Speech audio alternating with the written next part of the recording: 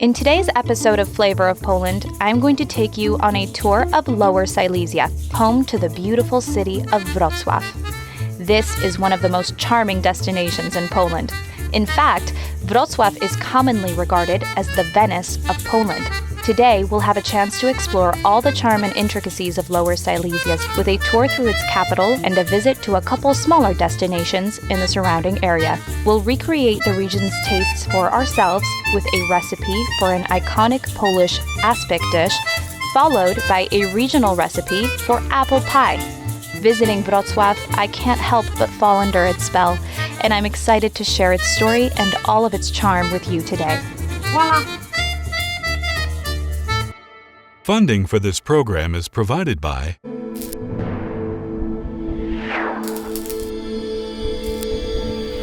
Polish and Slavic Federal Credit Union.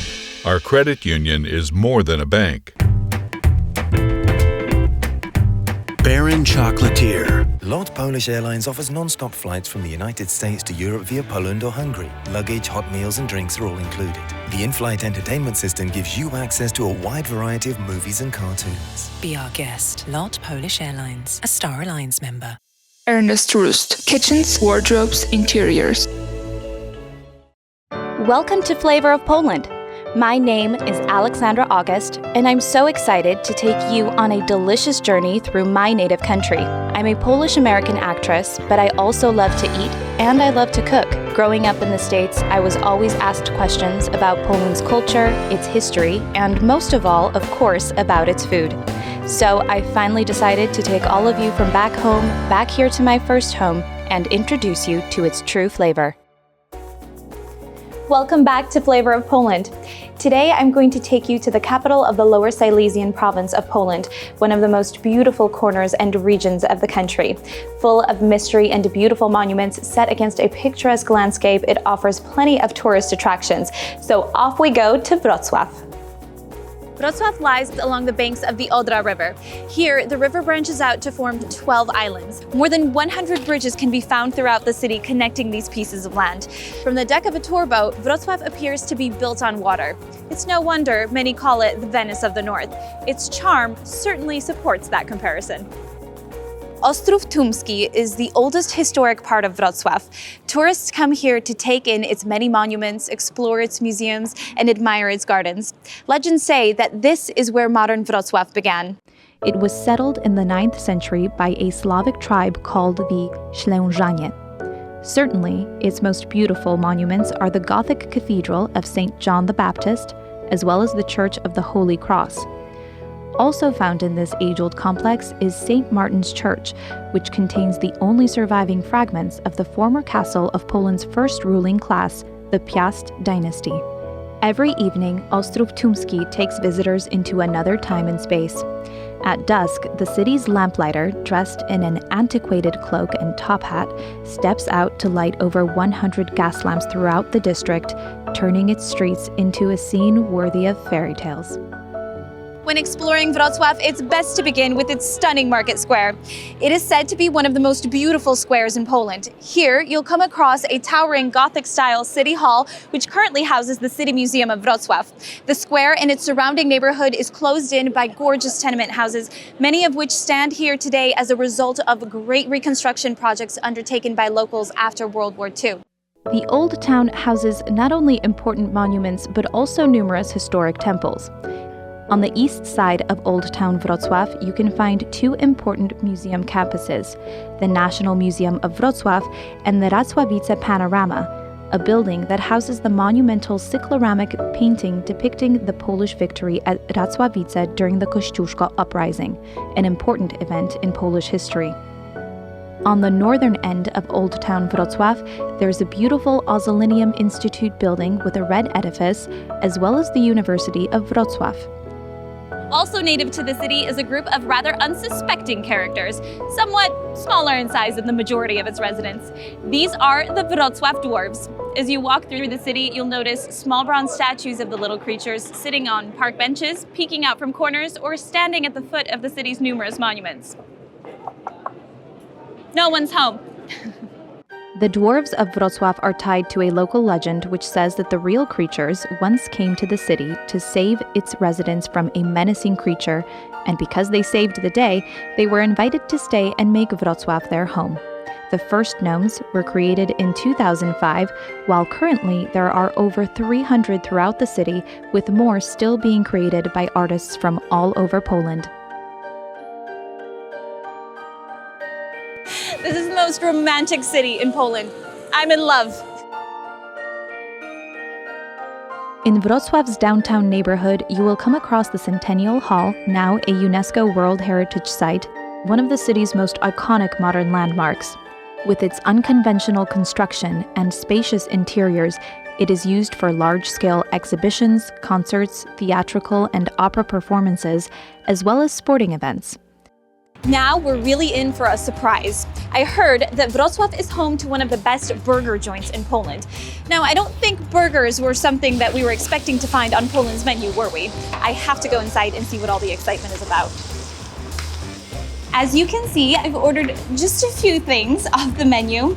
This is my first time trying Polish burgers at the famous Pasibus, so I have to see which ones are going to be my favorite.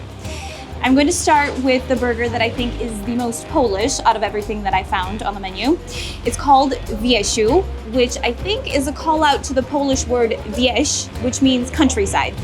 There's a sunny side up egg inside and bacon. I don't know how I'm going to do this in one bite. One of my favorite foods in the world is avocado. So when I saw the word avocados on the menu, I had to see what it was about. That's what this burger is called. Everything I imagined it would be and more. Really good. Of course, there's some bacon in here, and I think the restaurant's iconic sauce.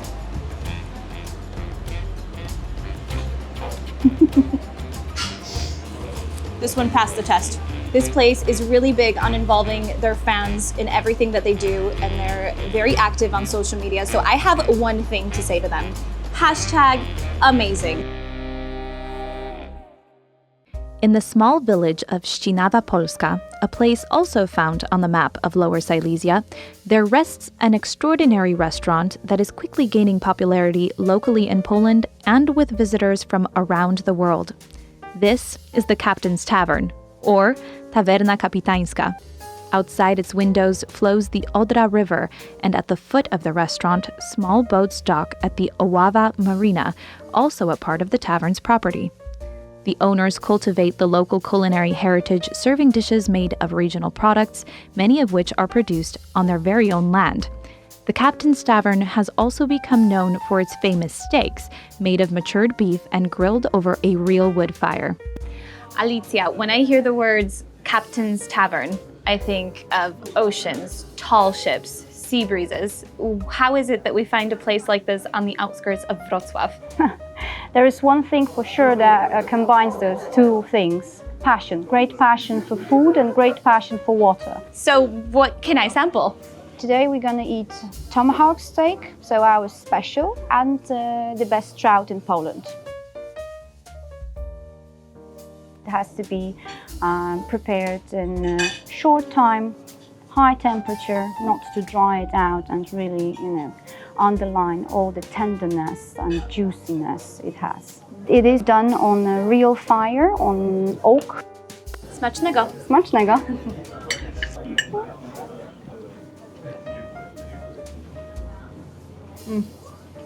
I just swam away. Yeah, pure essence of what Lower Silesia can serve you. What a beautiful presentation. And what I love about Polish steaks, that the taste is really intense. Wow. I like it raw, so I will take the one from the middle. Of course, the tomahawk steak is something that we are really proud of. It starts with little farms. We're still very close to nature. These cows are not breeded in huge factories, in huge farms. It's dry aged between 30 and 60 days but something more fresh are the vegetables, also seasonal, and the demi-glace sauce made of stock that is reduced for hours based on bones and bone marrow. It's roasted on real wood fire, usually oak tree, so you can also feel the flavor in it. The garlic and salt is only added at the last possible moment, only outside, because what we are proud of is the taste of beef. And Anya takes it in her hands. She is the best woman chef to make it. So you're in right hand. Voila! This has certainly been an unexpected but magical experience. The romantic atmosphere, the charm of this place, and its incredible food have really left me shocked and amazed. On the outskirts of Wrocław is one of the better known of Poland's 400 plus wineries. This is Adoria Vineyard, owned and operated by Mike Whitney. Mike was born among the vineyards of California. In 1995, Mike made the decision to settle in Poland, embarking on a mission to combine his love and knowledge of winemaking with the ideal growing conditions of southwestern Poland. Mike, I'm so fascinated to meet you. You're an American, but you now reside in Poland and you run this beautiful winery. What brought you to Poland? 25 years ago, I offered as a lecturer at a technical university in Wrocław, and I met my wife. Then we had kids, and she didn't want to move, so it was a choice of either get divorced or open a winery. So she's pretty cool, so we opened the winery. It looks pretty simple. You plant the plants, you ferment the grape, but it gets pretty complicated once you get into details. There's history here, but it ended in the 17th century, so those guys are long dead. So to make this industry from zero, it was pretty tough. I'm surprised that in some way the climate does work.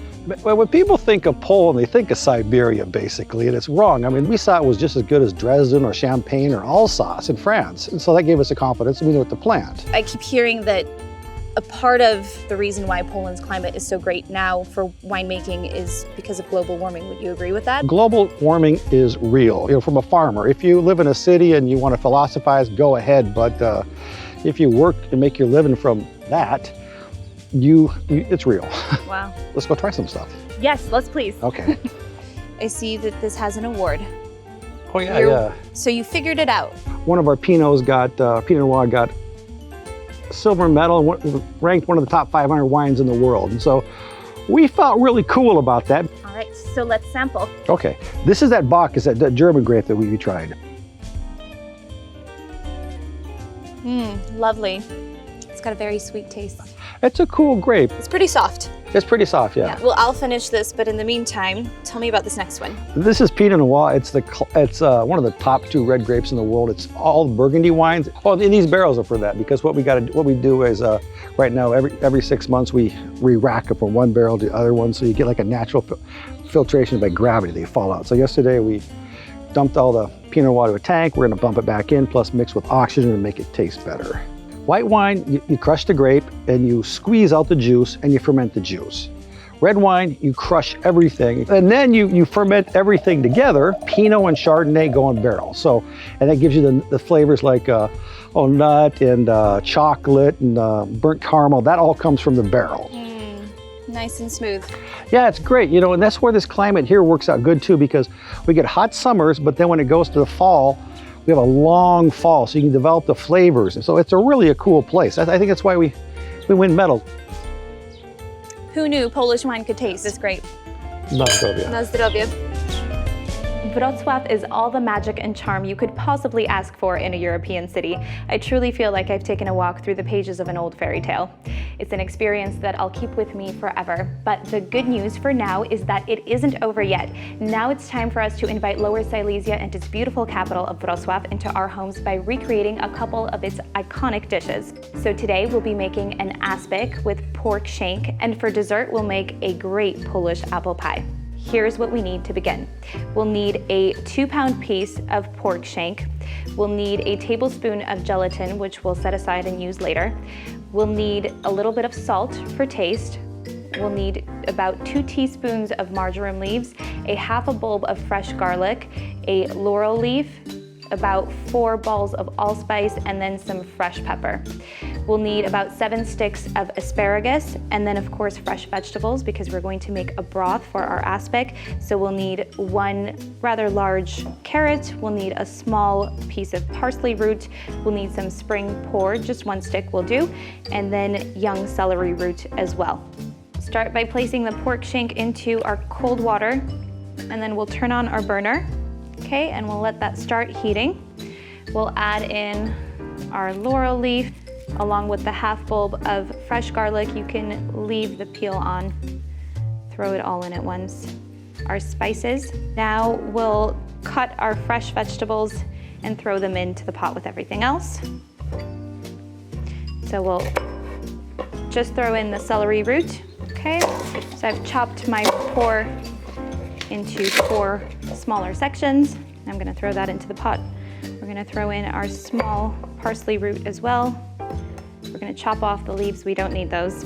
And then finally, we're gonna throw in our carrot as well. So we'll just cut it down the middle for now. That should do. And then we'll add a tablespoon of salt. That should be everything. So now we're going to let this cook for an hour and a half. After that, we'll remove the vegetables, we'll remove the pork shank, and we'll let the broth itself cool. So I'm gonna place my lid over this for now and let that heat up.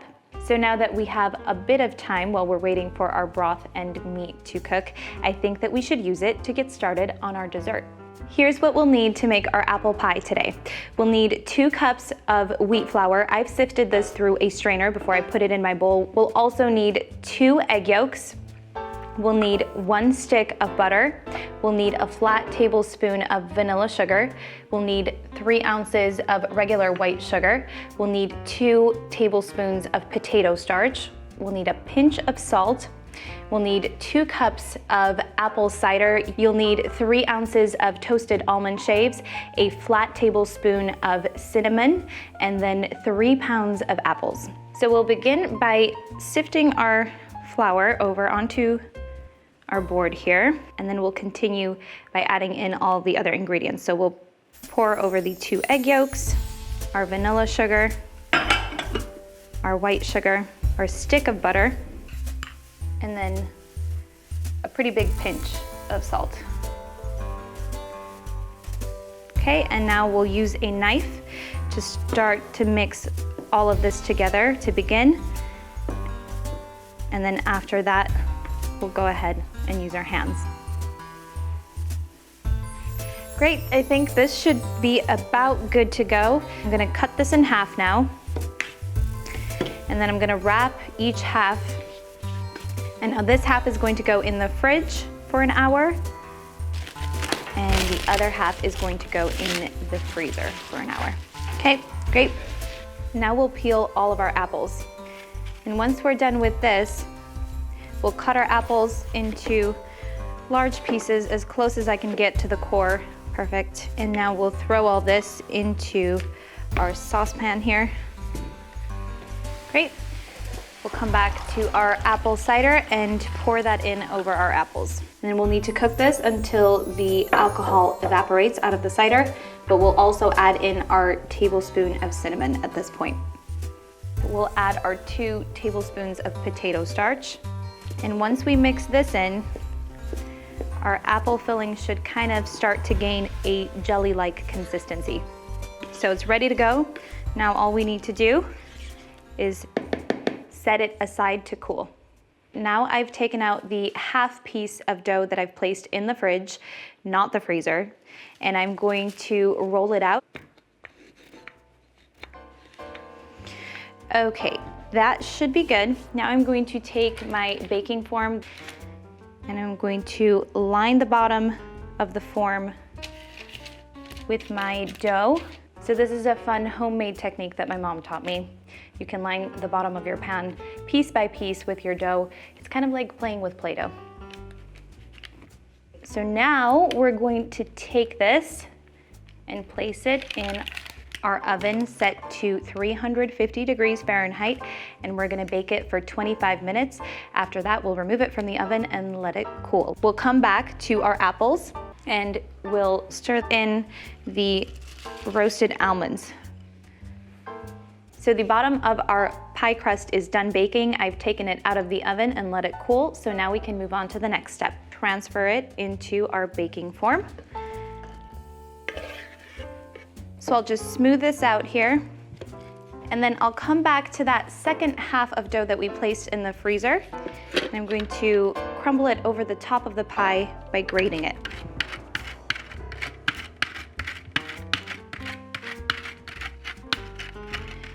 So you want to keep crumbling the dough over your pie until you've created a pretty thick top layer. So now what I'm going to do is I'm going to take my pie and place it back into the oven set to 350 degrees Fahrenheit, and I'm going to leave it in for another 30 minutes. Our pie has achieved a nice golden brown color, so I think it's done. It smells incredible, so now we'll just let it cool and then we'll take a bite. Now to finish our apple pie, we are going to have to decorate it. And for this part, we're gonna have some fun because we're gonna make some angel hair caramel. So the way that you make that is you take a tablespoon of water and you pour it into a small saucepan, and then we'll take 3 ounces of sugar. So while this heats, we'll use this time to sift some powdered sugar over our pie. Okay, great. So this has achieved that beautiful golden brown amber color that we want.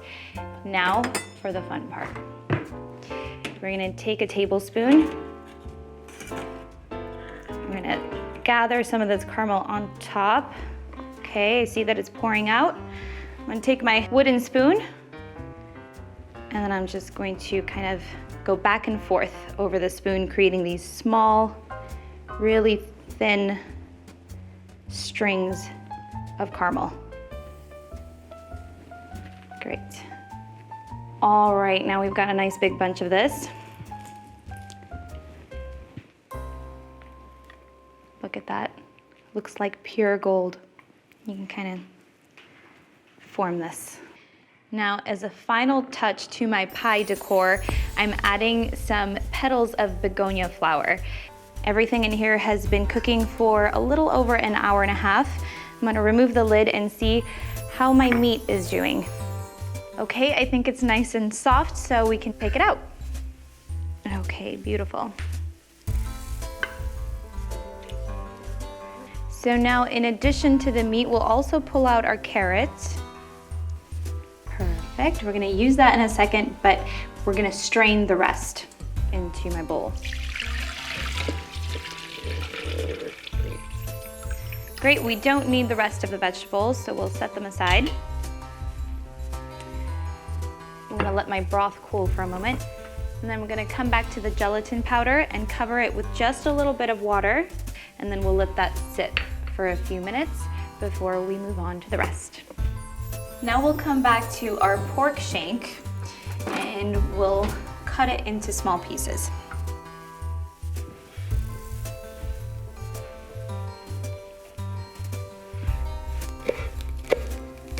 Now I'm gonna chop my celery leaves. I'm gonna throw these fresh leaves in over our meat. We'll cut our carrot.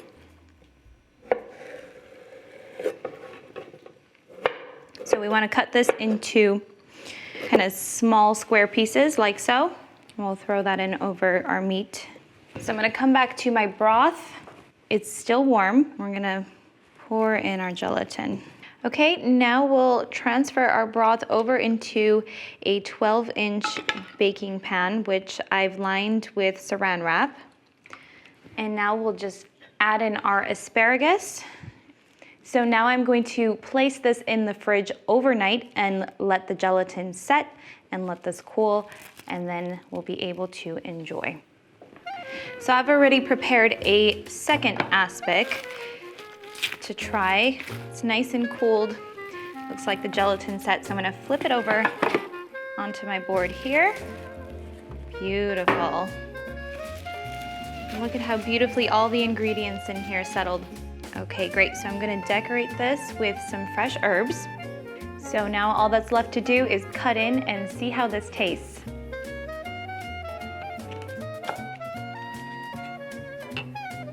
Beautiful. It's a little shaky. Let's dig in.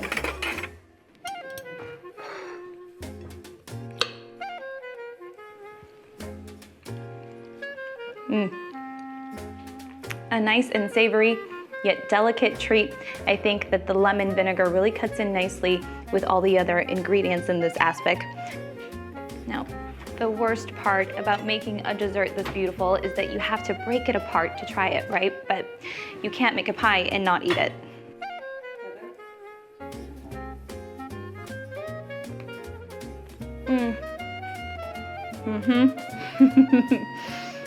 One of the things that I'm really surprised by as I travel around Poland is how diverse it is. There is really no one place that is quite like the next. Every city and every region has its own story and its own magic. So I think I've definitely discovered yet another beautiful side of Poland in Lower Silesia. I hope you enjoyed it as much as I have. I'll see you in the next episode of Flavor of Poland.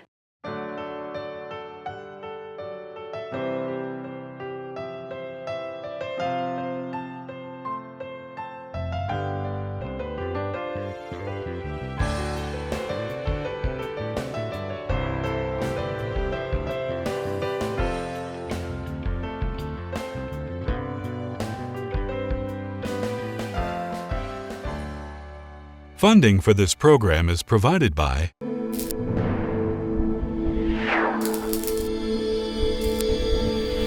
Polish and Slavic Federal Credit Union. Our credit union is more than a bank. Baron Chocolatier. LOT Polish Airlines offers non-stop flights from the United States to Europe via Poland or Hungary. Luggage, hot meals and drinks are all included. The in-flight entertainment system gives you access to a wide variety of movies and cartoons. Be our guest. LOT Polish Airlines, a Star Alliance member. Ernest Roost. Kitchens, wardrobes, interiors.